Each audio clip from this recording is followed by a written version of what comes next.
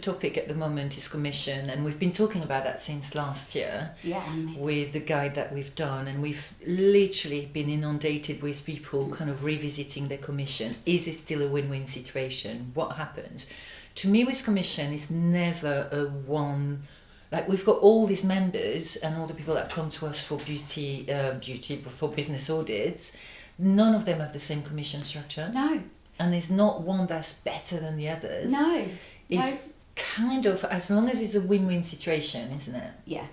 Yeah, and I think you're so right. I mean, this actually, commission seems to be more and more spoken about in the last year, I'd say.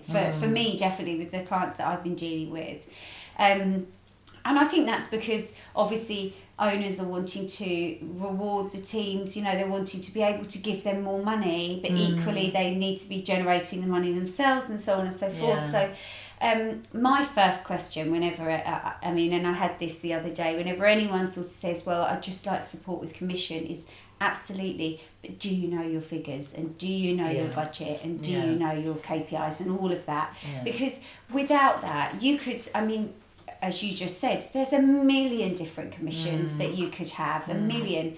Do you know if that's right for your business? No, not unless you understand your numbers. And then you can say, okay, well, maybe you say if we were doing it with somebody, we'd look at all of that and then say, okay, so this is where the team are, this is what they're doing. Okay, absolutely, you can definitely afford to do a commission. Maybe this would work. Find out what drives the team. Yeah. Because some teams, I mean, I've seen it work really well where, you know, you hit a certain target and then they get £1 extra an hour, or then £2 extra an hour, whatever it may be. Things like that work really well. Or some people find it works really well when you do quarterly bonuses. Yeah. Or, I mean, there's so many different ways. Or some people do actually commission where it's just like they're earning the money anyway and they're not even driven by that commission. Yes. Which is kind of a hindrance on your bottom line for sure, because you're just giving commission for the sake of it, isn't it? Absolutely. But I think it's a little bit more to me in the sense that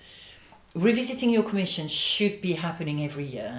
You should be looking at, am I still on the right path? Am I still empowering? Am I still kind of on a win-win situation? Because with the rise of the salaries that are coming up, with the rise of the hourly rate, is what I'm doing still correct? Because are they still going to be motivated by getting 80 quid in their bank account minus the tax? It's not that much more, and they don't even see it in their salary anymore. So it's got to have an impact that's powerful, and you do need to kind of have a look at it. One thing as well, which to me has been so more and more apparent, is we cannot have a blanket formula and that's it.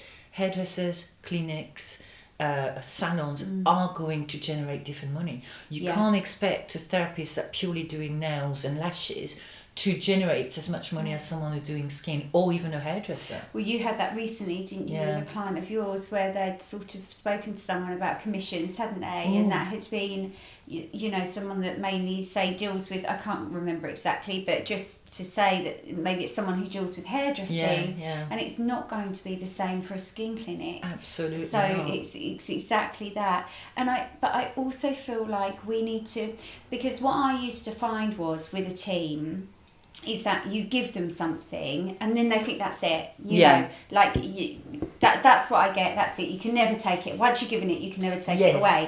So I feel like it needs to be very clear when you put a commission scheme in place, is that, you know, this is for whatever period of time and it will be reviewed, and commission structures, or however you want to name it, will always be reviewed. But I think that it needs to be contractual in a sense of that, you know, because the team needs to know that just because you said in January that, okay, I'm going to do this commission scheme, 3 years down the line, that's absolutely it. Because we know with staff, they get very kind of precious, set in their ways. It can be very precious, and you know, you need to be careful how you word it. I think that's the important thing. And what works, isn't it? Can it be tweaked? Can he, you know, if it works and they're motivated and they're getting what they want and it's a win-win situation, fine. But if it needs to be tweaked because you want to empower them a little bit more, you want to increase kind of, you know, the revenue, driving that revenue, great. But it's got to be a numbers game. It's got to be understanding your budget inside out, understanding what you can afford. I mean, we had someone who was putting money aside so she could give a really nice bonus at the end of the year. And I think that's brilliant, because you're thinking ahead already from January to what's going to happen by December if the business is doing well. Yeah. But you've got to communicate that, and you've got to make sure that they're on board with it. Otherwise, you're giving a money as a bonus for the sake of giving the money. And not forgetting, of course, that it's not the same driver for everybody. No, for sure. And that also, when you're thinking about commissions as well, we're not just thinking about commissions to pick up the ones that aren't maybe doing so well. We should be also, and more so, focusing on the ones that are, because they're the ones that are already generating, and we want them to further generate. But you need to understand what generates, what keeps them going for them. Is it money? Is it days off? You know, because we do know some clients that have staff that actually would prefer to work towards an extra day off. Yeah. So actually, you might not. Okay, you might put in a blanket commission scheme, and you know that would be so much easier and I know everything. But actually. And if you were just starting out, then you'd have a blanket commission scheme. You've done it, you know what's what, and so on, and you go from there. But I think if you've got an established team, then you should consider, you know, how knowing your numbers and knowing your team very well. Well, especially in the beauty industry, we've seen more and more therapists becoming more skin therapists. Yes. You can't expect them to take as much money as a nail technician, let's say. Or other way around. So therefore, it's a matter of analysing. That's why I love individual development plans. Yeah. And I love that monitoring and being aware, that communication. Because I was talking to someone who's like, you know, do they know their commission? Yeah, well, okay, but how do you monitor it? What do they, what do they see? Well, I don't know. It's like, well, okay, let's start with that, because if they don't know and you don't have a goal to go towards, it's just going to be plodding along. And you're going to give that money. And actually, it just made me think as well. There's a lot of times I think when you have got an established team and you want to bring something in, it's how do you then start, you know, getting the team to be on board with it, because they've never had to do it before, and that's where the individual development plan comes in.